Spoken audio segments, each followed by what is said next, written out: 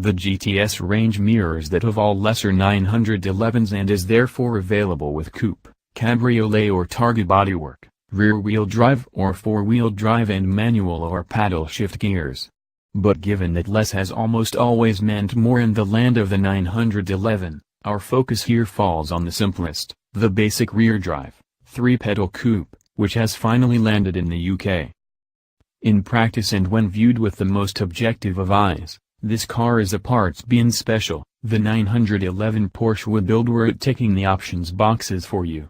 Yes, it's the first rear-drive 911 to be available with the wider bodywork usually reserved for four-wheel drive models, but the 30 bhp hike in engine output to 444 bhp is the same as you'd enjoy if you ordered the power upgrade kit for your Carrera S. Also, the PASM suspension management and lowered sports suspension that are options on cheaper 911s are here in standard form.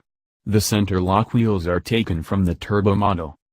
I can't think of a car I've driven that's more spec-dependent than this.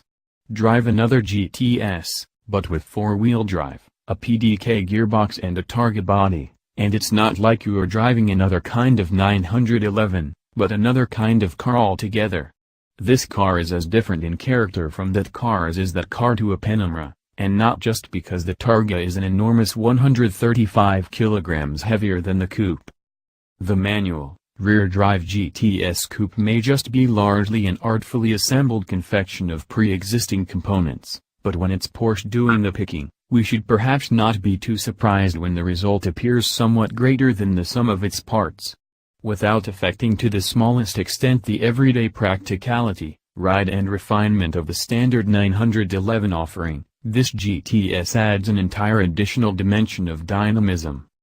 And yes, I'm sure this could be measured by how quickly it accelerates to any given speed, or what number you could get to appear on its little G-force meter, but that, emphatically, is not what this 911 is about.